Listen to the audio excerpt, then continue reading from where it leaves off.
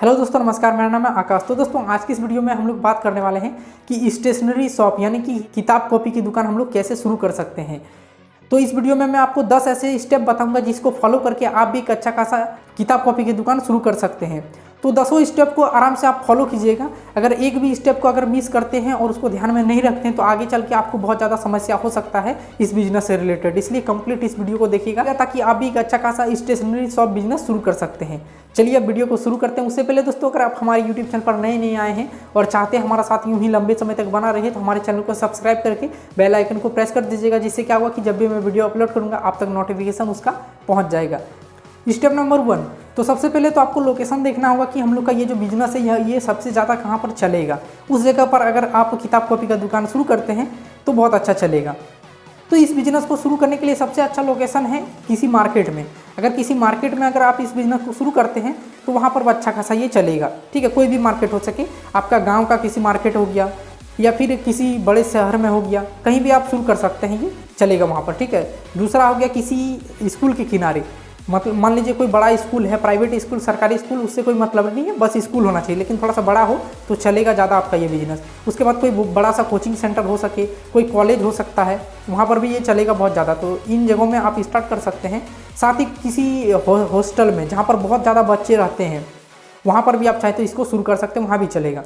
तो इन जगहों पर अगर इस बिज़नेस को आप शुरू करते हैं तो फर्स्ट दिन से ही आपका कमाई अच्छा खासा होने लगेगा। ठीक है, तो इन जगहों पर आप चाहें तो स्टार्ट कर सकते हैं। स्टेप नंबर 2, किसी बाजार में या फिर किसी कॉलेज या किसी स्कूल के किनारे अगर आपने जगह चूज कर लिया है तो अब आपको आवश्यकता है वहाँ पर एक रूम लेने का किराए पर। ठीक है, जहाँ पर आप इस बिजनेस को शुरू कर सकते हैं। आपको देख के ही पता चल जाएगा कि यहाँ पर चलेगा या फिर नहीं चलेगा, इसलिए आप एक बार जाके रूम को देख सकते हैं आराम से।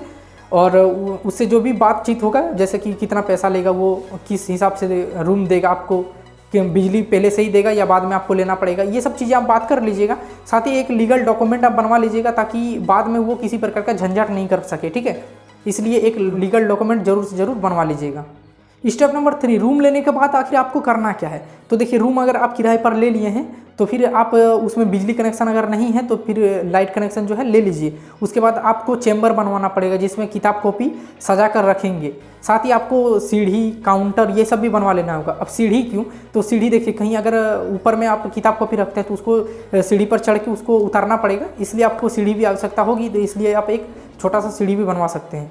तो ये सब चीज़ें जो है कंपलसरी है, इसको आपको लेना ही पड़ेगा। या तो आप रेडीमेड खरीद सकते हैं या फिर किसी बढ़ई से यानी कि कारपेंटर से बनवा सकते हैं ये सब चीज़ें। ठीक है, जैसे सीढ़ी, चेम्बर में क्या कर सकते हैं, आपकी पहले तो लकड़ी का बनवा लीजिएगा, उसके बाद उसमें कांच रख दीजिएगा, मतलब कि ग्लास फ्रेम कर दीजिएगा तो अच्छा लगेगा वो देखने में।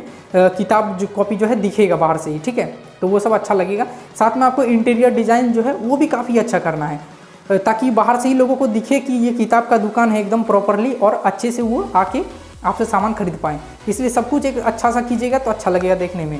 स्टेप नंबर 4, अब इस दुकान का आपको एक अच्छा सा नाम सोचना है और नाम रखना है। ध्यान रहे कि इस नाम से कोई भी और दुकान नहीं होना चाहिए आसपास में। तो आप गूगल में लिस्ट करवा दीजिएगा जिससे लोगों को लोकेशन देख के आप तक आने में आसानी हो जाए। इसलिए नाम और लोकेशन इसका चाहिए ही चाहिए। ये छोटा सा काम है लेकिन ये आप चाहें तो करवा सकते हैं। स्टेप नंबर 5, तो जैसे कि आपने रूम ले लिया, उसमें सीढ़ी, ये सब कुछ बनवा लिया, अंदर का काम करवा लिया, इंटीरियर डिज़ाइन का सब कुछ करवा लिया, नाम भी रख लिया। अब आपको क्या आवश्यकता है, तो अब आपको आवश्यकता है सामानों की। तो सामान के लिए आप किसी अच्छे होलसेलर से कांटेक्ट कर लीजिएगा जो कि किताब, कॉपी, पेन, पेंसिल ये सब चीज़ें बेचते हों होलसेल में। ठीक है, तो उनसे आपको कांटेक्ट करना पड़ेगा। साथ ही आपको ध्यान ये देना है कि जब भी आपका दुकान में सामान ख़त्म हो रहा हो तो वो 1-2 घंटे में ही आपको वो सामान प्रोवाइड कर दें, जिससे क्या होगा कि आपके पास से कभी कस्टमर जो है घूम के नहीं जाएंगे वापस। ठीक है, तो ये चीज़ आपको ध्यान रखना होगा कि समय आने पर आपको उस चीज़ का पूर्ति हो जाए। तो ऐसे किसी होलसेलर को आप पकड़ सकते हैं। हाँ, ध्यान में आपको ये भी रखना होगा कि अच्छा क्वालिटी का वो माल जो है प्रोवाइड करे आपको, ताकि कोई भी कस्टमर निराश ना हो आपसे। ये सब छोटी छोटी बातें हैं लेकिन ये सब आपको बहुत ज़्यादा करके ध्यान में रखना होगा। स्टेप नंबर 6, इस शॉप में क्या क्या आखिर ऐसी चीज़ें हैं जो कि सबसे ज़्यादा बिकती हैं। तो देखिए, सबसे पहला पेन बहुत ज़्यादा बिकता है, पेन, कॉपी ये भी बहुत ज़्यादा बिकता है। तीसरा है किताब, ये भी बहुत ज़्यादा बिकता है। उसके बाद और भी बहुत सारी चीज़ें हैं, जैसे कि प्रोजेक्ट बनाने के लिए थर्माकोल, चार्ट पेपर, फेविकोल, ये सब चीज़ें भी बिकती है। तो ये सब चीज़ें आपको जो है ज़रूरी हो जाता है रखना। साथ में शार्पनर, इरेजर, पेंसिल, कलर, ये सब भी आपको रखना होगा। ये सब चीज़ें जो नॉर्मल चीज़ें हैं ये सब बहुत ज़्यादा बिकती हैं। तो सबसे पहले ये सबको अच्छे क्वालिटी वाला रखना है आपको। स्टेप नंबर 7, तो आपने किसी होलसेलर को भी पकड़ लिया जिससे आप सामान खरीदेंगे, साथ ही आपने बहुत सारा सामान खरीद के अपनी दुकान में भर दिया। तो उसके बाद आपको क्या करना है, तो उसके बाद आपको अपने दुकान का जो है रजिस्ट्रेशन भी करवा लेना है। जब आप रजिस्ट्रेशन करवाइएगा तभी आपको गूगल में उसका नाम भी रजिस्टर करवा देना है, ठीक है। वहीं से आप कर सकते हैं इस चीज़ को। तो थोड़ा बहुत पैसा इसमें लग सकता है, तो इस चीज़ को आप करवा लीजिएगा, रजिस्ट्रेशन करवा लीजिएगा और नाम जो है गूगल में चढ़वा दीजिएगा, तो अच्छा रहेगा। स्टेप नंबर 8, अब आपको मार्केटिंग करना है। तो मार्केटिंग का ये नहीं मतलब कि खरीदना है सामान, अब आपको क्या करना है, उसको बेचने का स्ट्रेटेजी करना है। तो ये कैसे करेंगे आप, तो देखिए इसके लिए आपको क्या करना होगा कि ग्राहकों को लुभाना पड़ेगा। तो ग्राहकों को लुभाएंगे कैसे, तो मान लीजिए कोई कंपटीशन लेवल का बुक है जिसको दूसरे शॉप वाले थोड़ा सा ज़्यादा प्राइस में बेच रहे हैं, जैसे वो अगर कोई बुक है उसको 100 रुपया में बेच रहे हैं, तो आपको उसे 80 रुपया में ही देना पड़ेगा। हाँ, लेकिन अपना नुकसान करके नहीं, थोड़ा सा उसमें मार्जिन अपना रखिएगा। जैसे 10 रुपया भी मार्जिन रखे तो बहुत है, इसलिए उसको थोड़ा सा कम करके प्राइस बेचिएगा, तो वहाँ पर नहीं लेने के बजाय आपके दुकान में वो लेंगे। तो शुरुआती दिनों में आपको कस्टमर को लुभाना पड़ेगा, ठीक है। ये सब आपको ध्यान में रखना होगा। और दुकान का आपको प्रचार भी कराना है अच्छे से। तो प्रचार कैसे करवाएंगे, तो प्रचार के लिए मैंने बहुत सारी चीज़ें बताया आपको पहले भी और वीडियो में, इस वीडियो में भी बता देता हूँ। तो प्रचार के लिए आप क्या कर सकते हैं कि पेंटर से सार्वजनिक जगह जहाँ पर कि प्रचार के लिए लिखा जाता है, बहुत सारी ऐसी जगह आपने देखा होगा जहाँ पर बहुत सारे एडवर्टीजमेंट किया जाता है, बड़े बड़े बैनर लगवाए जाते हैं। तो उस जगह आप बड़े बड़े बैनर लगवा सकते हैं। आपकी सिटी में भी कहीं ना कहीं ये चीज़ मिल जाएगा आपको, ठीक है। तो वहाँ से अगर ये सब चीज़ें करवाते हैं तो वो बहुत ज़्यादा आपको फायदा मिलेगा वहाँ से। तो अगर आप छोटे लेवल पर दुकान स्टार्ट करें तो छोटे लेवल पर आप इसका प्रचार करवाइए, लेकिन अगर बहुत बड़े लेवल पर स्टार्ट करें तो बड़े बड़े बैनर एकदम मेन चौक में लगवा सकते हैं।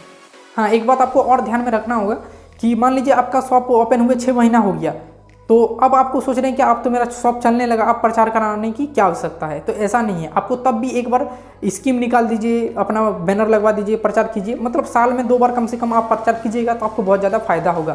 तो ये सब चीज़ आप चाहें तो करवा सकते हैं। स्टेप नंबर 9, आपको बहुत चीज़ें ध्यान में रखनी होगी। क्या ध्यान में रखना होगा, जैसे कि कोई दुकानदार क्या करते हैं कि ओवर प्राइसिंग करते हैं। जैसे कि कोई पेन है 5 रुपया का तो उसको 7 रुपया, 8 रुपया ऐसे में बेचते हैं।